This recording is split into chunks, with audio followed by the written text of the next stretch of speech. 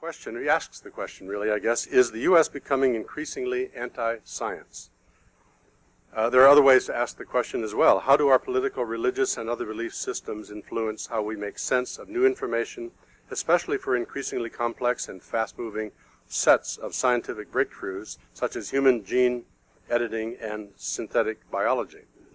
Or, why have different groups in the United States moved farther apart in terms of policies that they support and the facts that they choose to believe regarding science? And is there anything we can do about it? Dietram Scheufele is the John E. Ross Professor in Science Communication and Vilas Distinguished Achievement Professor at UW-Madison and in the Morgridge Institute for Research. He is a Fellow of the American Association for the Advancement of Science and the Wisconsin Academy of Sciences, Arts, and Letters, and a member of the German National Academy of Science and Engineering.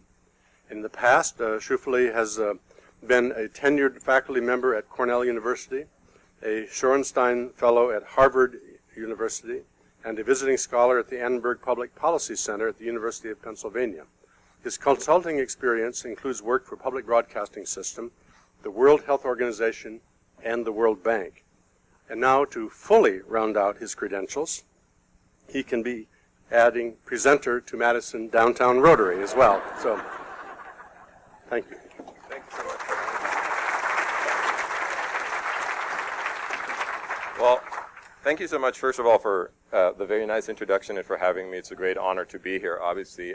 I'm also, as I told Jane earlier, very happy that you dug up the one picture where I look like I'm 12 years old for your announcements. That always helps with credibility. So I will try to recover from that. I'm trying to talk really quickly, almost like illustrating a point rather than making a very maybe strong causal chain here, but I want to talk about three things. Number one is why all of us, in some way, shape, or form, end up living in tribes. And by tribes, I mean we tend to live with and among people who are actually much more similar than we think they are, and we live much further away from people who may give us feedback and input that's very different from what we believe in. That would be good for us as a result. Why that matters, I want to show you. Not just locally, but nationally, why that increasingly becomes a problem.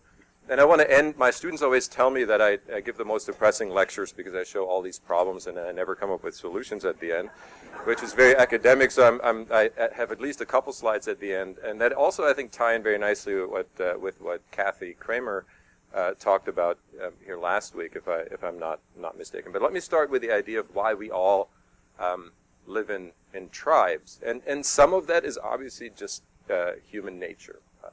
You know the saying about birds of a feather flocking together, and yes, it's a saying, but it also has its foundations in social science. In social science we talk about homophily, the idea that we tend to live around people who think like us. When I first moved back to Madison from Cornell, I was looking for neighborhoods, and I ended up in the near West Side, which some colleagues and students described as faculty ghetto. If you live there, you know why that is. During elections, there's largely Democratic yard signs, and people distinguish each other from each other by which color their Prius is, mostly. I mean, that's really what it is. The tricky part with that is exactly the problem that social science has identified, and that is, if I just talk to people who are like me, I tend to not get a lot of new ideas, right? The idea of this, if you read the Federalist Papers, if you read any beginning text of this great experiment that is this republic, you will immediately read about the importance of hearing all these different viewpoints and coming to initially disagreement and then agreement what the best solutions are. The problem is that it's not just us, it's also the media system and the rapid transformation that we're in. And of course, all of us like to blame the internet, but that was actually not the beginning. Rachel Maddow gave a great talk at Harvard about 6 years ago now, where she basically said, look, a long time ago, we started slicing the audience in smaller and smaller segments. And we started slicing them, and that quote that I put up there, hopefully the animation comes up, but now it's totally stuck. There we go. I went too far now. This is it. So that quote is the important one. As we're losing money in traditional media, in traditional mass media, so one content goes out to all of us, we have started making money in ideologically sliced media. MSNBC on the left, Fox News on the right. And in that talk, in the transcript you can download from the Shorenstein Center at Harvard, she says, look, what happens is every time I go crazy on a Republican, my ratings go up, and I make money. Why? Because I'm giving people what they already know, what they believe in. It confirms their prior beliefs. And in the Sunday Times just this past weekend was a great article about Politico and Jim VandeHei, who's just leaving Politico to basically start a new media organization. And what he's saying is, look, we're in the middle of a fundamental transformation where it makes commercial sense to produce everything you already know and believe and want. And we should do very little investment commercially, from a commercial perspective, from an economic perspective. It makes very little sense to produce content that people don't want. So that's the problem, because of course what we don't want is what we need the most, right? The spinach of news in many ways, the broccoli, whatever you want. And this is what we end up with if we don't do that. This is an analysis of political blogs online and how they link to one another. The red blogs link to red blogs, the blue blogs link to blue blogs, and there's very little traffic in between. There's very little conversation across the political aisle. And that is beginning to really, really show. And so I want to get to the point why that really is increasingly a problem. And I want to show you data from Pew that they've collected over the course of decades now. And actually 4 really interesting years, because of course if you remember 1994, this is when the Republican Revolution happened in the House. When Newt Gingrich came in response to the Clinton election in 1992, and you see 2 normal curves that are actually pretty nicely overlapping with a solid center. Where agreement, where discussion and discourse across the aisle is still possible. Even 2004, when George Bush ran for re-election, Bush 43 ran for re-election, not by convincing anybody that the war was a good idea or that his approval ratings, which were really low, were higher than they really were, but by turning out 9 million people in Ohio and Florida and elsewhere who hadn't voted before and convincing them that there's a culture war going on.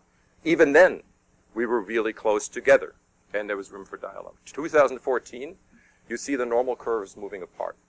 In 2014, we're having Republicans and Democrats further apart than ever before, with less and less overlap between those 2 normal curves.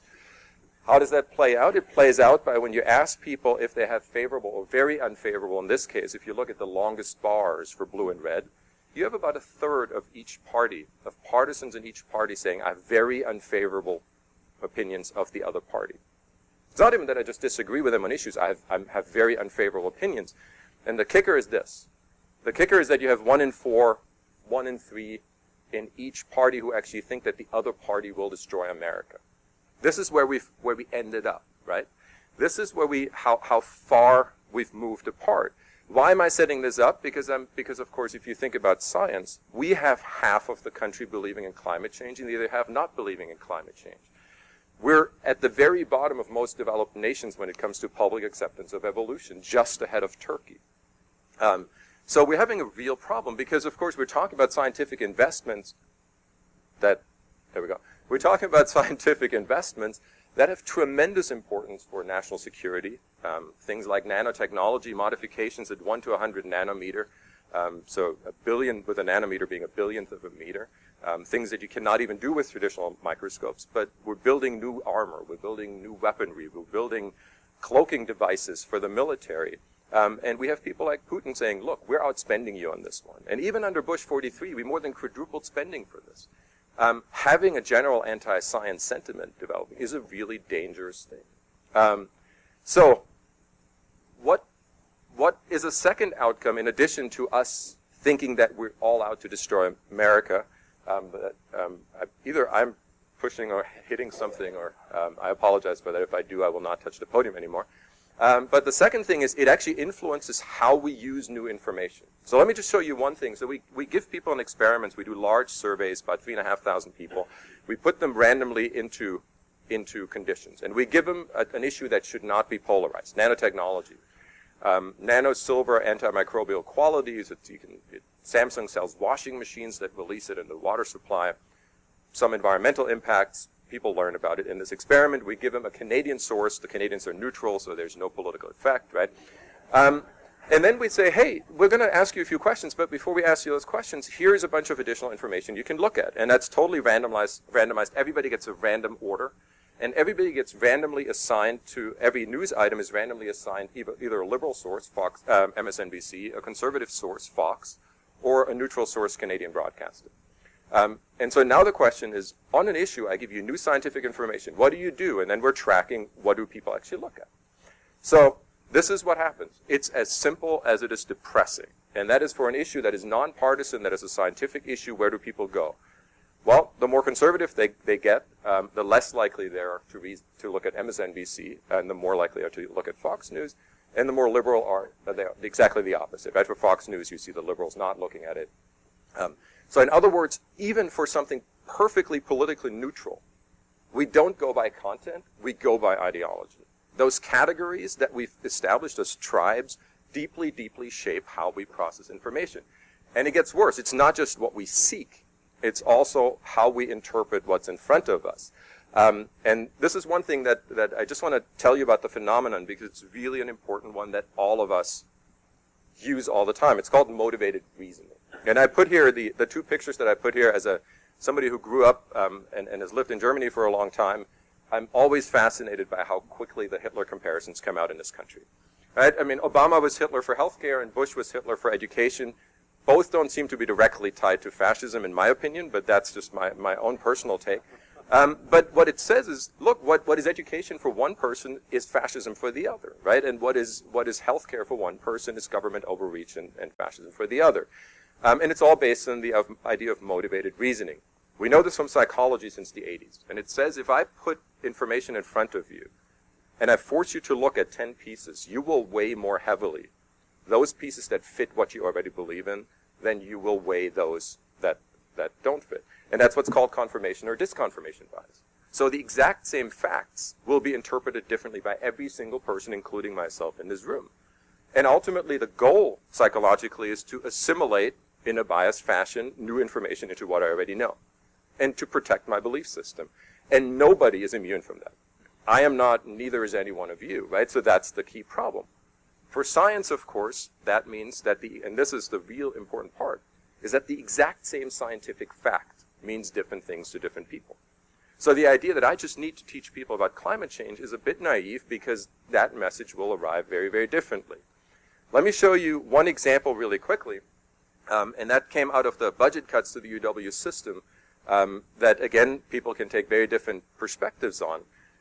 But one of the things that happened is that at UW-Madison, part of that money that was pulled came out of matching funds for biofuels research. And there's a lot of initial reactions at the university saying, well, how do they not understand how important this is for the economy in the state? And we happen to have had an answer because we did a survey in Wisconsin just before that. And in that survey, we looked on the x-axis, you see how much information people get. And I just, for simplification, I said high and low here. So do you take a lot of information about science in or little? And on the y-axis, you basically see if people have a positive view on the economic impacts of biofuels, if you're above zero, or if you then go have a net negative perception. So let's look at Democrats first for television. The more television they use, the more information they get, the more positive they get. We split off newspapers because you have a bit more opportunities to select out what you like or do not, but not very different. And you can already see where the Republicans are probably going to go, given where the plot is, and it's exactly the opposite. Right? So the more information I feed into the system, the more polarized we end up getting. It's not one group is right or the other one is wrong. It's both groups take new information and interpret it in exactly opposite ways. And that's what motivated reasoning is all about. We've demonstrated this, and when I say we, I mean academics more broadly, for vaccines, for most scientific issues. The more information you feed in, the more motivated reasoning kicks in. The more partisan we are, the more we end up moving apart from one another. And so in many ways that echoes, I think, some of the things that Kathy has talked about. And this is where my students typically sit there and say, wow, now we're really depressed, and what is the world coming to? So I want to end with one quick thought, because there's actually, in the problem is the solution. It's one that's really difficult to do in the current political climate, but it's not one that's impossible. So let me first talk about what the solution is not. And I apologize for that picture looking a little bit Snapchatty because I layered the text over that. But this is, of course, Leonardo DiCaprio at the latest Oscar ceremony, using the Oscar he's been desperately waiting for, to preach to America about climate change, right? So, but this is, think about this, and think about the two groups who think the other one is out to destroy America. Hillary Clinton just went out during the New York primary to Hollywood and raised $300,000 a plate at the Clooney's house to sit at the head table. This is fundraising country for the Democrats. This is Hollywood, which gave Al Gore an Oscar for his climate change movie. She gave him a Grammy for the best audiobook for An Inconvenient Truth. This is for every Republican the opposite of what they find a credible messenger. And here he is saying, see, climate change is real. And what happens immediately is that Republicans are checking out and saying, Democratic message to promote more regulations. Let me take another Republican here, not another Republican, another Hollywood person, and that is Arnold Schwarzenegger, who I don't agree with all that often and don't have that much in common with, but here is absolutely right on. He basically wrote a column on Facebook that said, I don't give an F if you believe in climate change. It's irrelevant to me if I'm right or not. But you do need to agree with me that if we have the 6th largest community in Phoenix, Arizona, with 300 and some sunny days a year, that it just makes economic sense. Climate change, environment, I don't care. The economy is what we should care about. And this is where Mitt Romney, I think, was absolutely right in 2008, before he was forced by a highly partisan primary system into some very narrow messaging around binders of women and 47%, which eventually cost him the election. But he had a really good stance on renewable energy, not on climate change, because he never said that word, and he avoids that word like the plague for good reasons. Why? Because the solution to this problem is to not find values that divide us, and having to be right if the other group thinks I'm wrong, and motivatedly reasons its way out of that, but to find values that unite us. And what values did he pick? Number one, global competitiveness. China, 100 billion people market, will need renewable energy in the next 10 years. If you hear the news out of Beijing, there are days you can't go outside. They will have to buy green energy. Where are they going to buy it? And I put the German flag there intentionally. For 20 years, Germany has invested and exported green energy. Do we want the Germans to sell it to a billion people market or the U.S.? Of course the U.S. Democrats, Republicans, we can both agree. If we want to do that, we need to invest in green energy. Climate change? I don't care about climate change. Completely irrelevant. We need to invest in green energy for global competitiveness. Number two, do you want to send your children to wars in countries you cannot accurately place on a map, you cannot pronounce? Answer, Republican, Democrat, no. I don't want to. I want energy independence. You want energy independence? We need to invest in green energy. So the solution to a lot of the issues, and vaccines are not any different, climate change is not any different, a lot of the issues that divide us, stem cell research, a great example, right, where you have Orrin Hatch out of Utah, basically crossing party lines and supporting stem cell research. Tommy Thompson, others, who have supported this for economic reasons, for pushing medical boundaries reasons, and have found values that were able to cut across those partisan divides. So is the U.S. in that sense anti-science? No, it's not. It just has a very strong and a political environment, and this election cycle obviously being a good example, that has separated us more and more and more into tribes. And good communication and good tech transfer and good responsible innovation will have to bridge those. And ultimately the outcome is, not driving the Yukon XL or the Suburban, the 12-cylinder car. And again, I'm as guilty. I said this before in talks. I've been driving an 8-cylinder pickup truck by myself for a long time. So I'm as guilty as anybody else of that. But ultimately the goal is this. The goal is not to be right. And this is, I think, for us as academics, a really difficult thing, right? I want to stand there like Leonardo DiCaprio and say, see, I was right. Climate change is real. It doesn't matter if I'm right, if I can get the policy choices that are palatable across the aisle. So hopefully that ended up with a more slightly positive outlook than I typically end on. And since they're drilling, I'm just going to wrap it up here. And hopefully we have some time for a question and answer. That was the cue. Thank you very much.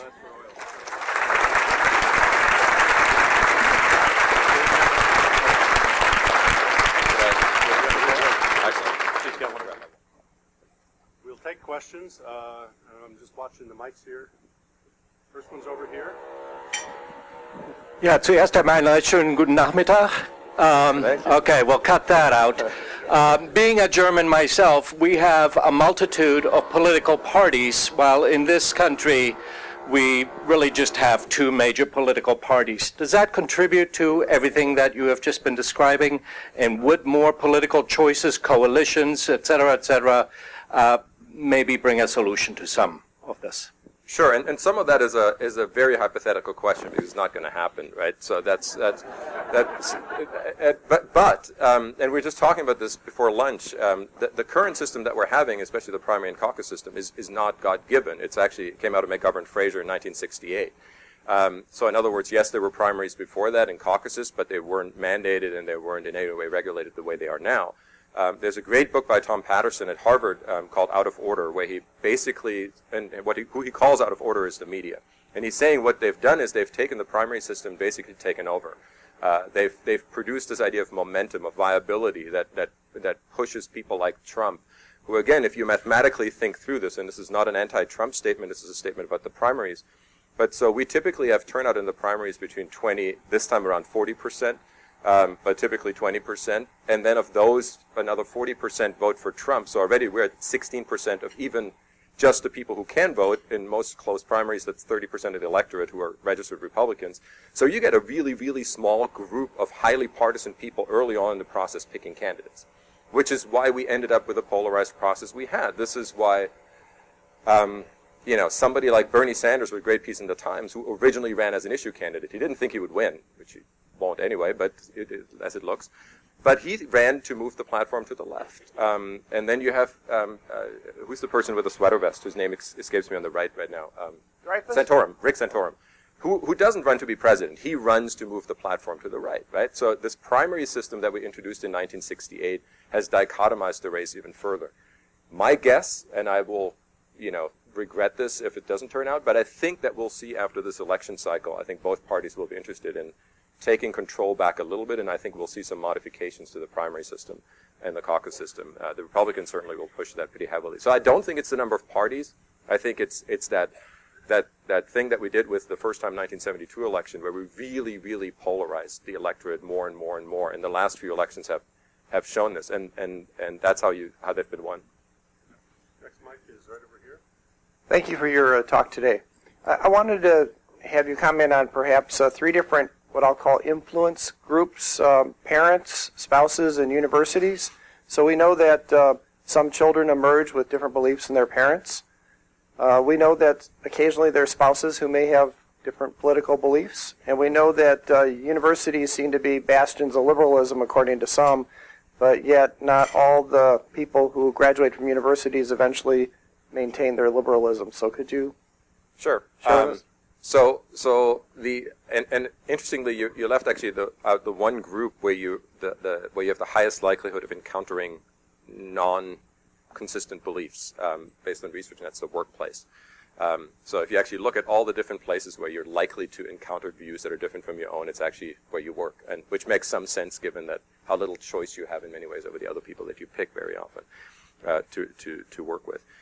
For families, I think there's some really interesting research on family communication patterns and how children grow up and how families, for example, encourage things like talking back at your parents and arguing with your parents, and what some of the outcomes are in terms of political competencies and participation. And they're actually consistent with what we see at the community level. So a lot of our research deals with how heterogeneous networks with people who are not like you, who don't think like you, what their effects are. And there are two schools of thought. Schools of thought number one is it actually makes you apathetic because you basically see all these cross pressures and you don't know what the right view is and you just check out and don't vote anymore. And Diana Mutz at Penn promotes that view. Our research suggests the opposite, and that is the more disagreement you're exposed to, the more likely you are to feel efficacious, you can make a difference, the more likely you are to seek more information, which then translates into more participation, down to things like putting up a yard sign, putting a bumper sticker out, donating money, those kinds of things. For spouses, since I'm not married, I'm probably not the expert on that, so I'm just going to punt on that one. And then what was your last group? The university, yeah. So and there was just the Chronicle of Higher Education just a couple of issues ago came out with the latest set of data that actually does again confirm what multiple surveys, including the lefties in the IB survey, a whole bunch of other surveys have confirmed. And a lot of people, I think, have called for more intellectual diversity in universities for exactly that reason. And I personally happen to think that that's a really good idea. Now, my advisor in Germany was was ranked by Forbes one of the 20 richest women in Germany for the money she had made over 40 years doing polling for all the conservatives in Germany. So she was a very conservative advisor. And then I came over here to Madison and had a very liberal advisor. So I have firsthand experience with a very diverse set of advisors, and I think it has helped me more than hurt me. And so that my personal experiences probably feed that. It also means that I think when we teach, and especially at a place like UW-Madison, I think it's really important to have a classroom experience that reflects that diversity. That'd be my personal take. But I don't think it's a trivial problem. And I think it's often written off as, well, it's not a problem because that's just how academia is. I do think that is a valid question, and I think it's one that has to be addressed. I personally am, like anywhere else, I'm in favor of more diversity rather than less. Franz Kafka, last comment, the Czech author, at some point said you should only read books that pinch and bite you.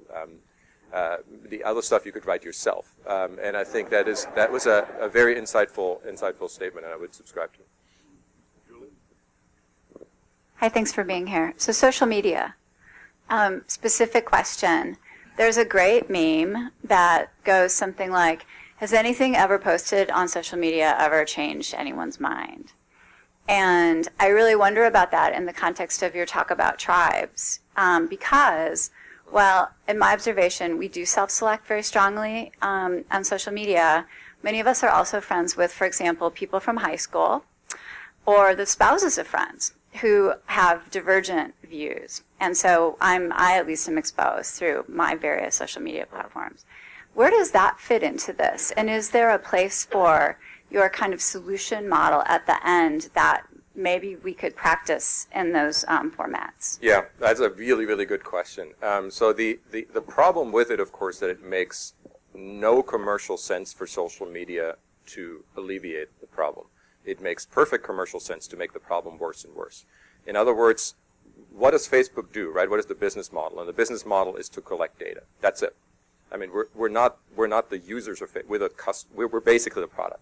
We're being sold, right? All of our data is being collected. And so if two people in this room have the exact same friends, let's say you have 300 friends, not the same number, the exact same friends, your news feed will not look the same. Why? Because at some point, 2 o'clock in the morning, you look through somebody's picture, and it's more realistic for my students. You probably did it at 10 o'clock at night, right, like the way I do it. But you clicked on certain pictures that somebody else didn't. That's stored. If you print out your Facebook profile, it is going to be 700-800 pages long. Why? Because every single login you've ever done, every piece of information you've looked at is being recorded. That's what's being sold. So I can tailor information to you better and better. It's what's usually referred to as micro-targeting or narrowcasting, which is, of course, that play on broadcasting, right? Used to be we have one piece of information that goes to everybody. Charlie Gibson reads it to the U.S. Now I want to give you the information that you like best. We were talking earlier that one of your groups looks at or engages in baseball. Baseball is a great example. I don't do baseball. I don't get baseball. I think you have to grow up with baseball. And I do soccer, which for you is the same reaction. Oh yeah, whatever. I mean 0-0 after 90 minutes, exciting. But the point being, why would you ever on my tablet? Why would you ever give me on my Facebook feed a thing about baseball? Because I'm not going to stay. I'm going to go somewhere else. Right? You're no longer going to be able to collect data from me. So the holy grail for Google, for Apple, for Facebook is to basically give you the news environment that you want and the opinion environment. So it's not just who you select as friends. It's also the algorithm that feeds this even further. And the solution is interesting, and because a bunch of Italian computer scientists actually created an algorithm that is the anti-Google algorithm. So it basically figures out what you like and then gives you the opposite. And which is great democratically, but commercially who would use this and why, right? And so that's problem number one. And then problem number two, though, and this is some of research that people at Penn have done. We've done it with undergrads here. If people think, and this goes back to the earlier question about heterogeneous networks, when we put students in different experimental conditions and we tell them, we lie to them basically, and we tell them after the experiment you will have to talk to other students who disagree with you. And then we allow them to seek information. The people who think they have to talk to non-like-minded others versus people who either don't have to talk or have to talk to friends are much more likely to seek out information on both sides of the issue because they know they'll have to defend their viewpoint. So this social accountability, this idea that, and this is why we have these positive effects of being routinely exposed to people who disagree with us. Because it basically forces us to defend our views all the time, which brings us full circle back to the Founding Fathers and the Federalist Papers and everything else. That's the whole point, right? We've just commercially created a system that doesn't promote that anymore. And I think that's, so the solution and the problem are really cyclically connected. The last thing that I will say, we also did a really interesting study on, well, what I thought was a really interesting study, on Google, how people search on Google and what that ends up doing. And what happens, of course, you search on Google, it's influenced where you are, what your search history is, and so on. But also on these recommendations that you immediately get. You type in a scientific topic, there will be a list of recommendations coming up on what you might want to look for. Well, that list of recommendations shapes searches. The searches then shape the rankings again, and what you will get presented. So over time, you'll actually see issues emerge as the most popular issues, rather than the ones that you're really searching for in what you would find in the library. So Dan Bergano, who wrote for the USA Today at the time, covered that piece and called up Google and asked them, what do you have to say about this study? Direct quote from Google in response to our study: we just give people what they want. And again, that's not I don't think that's a, they were being flippant or anything. That's literally what their business model is, right? We give you the most popular information. That's how they rank their web pages. That was their success over meta-tagged web pages before. So unfortunately, the way the system has been set up and our convenience and the idea that we're thinking we want all the news for free, and this room is very different from my classroom. None of my students pays for news, and none of my students will pay for news as they grow up. The strongest predictor of having a subscription to a newspaper is if your parents had a subscription. And our students will grow up with the assumption that news is free. And news is not free. We pay for it with data. We pay for it by getting essentially echo chambers and filter bubbles produced for us that we live in. And so now I've managed again, before the gong sounds, to end on the most depressing note ever, but I apologize for that.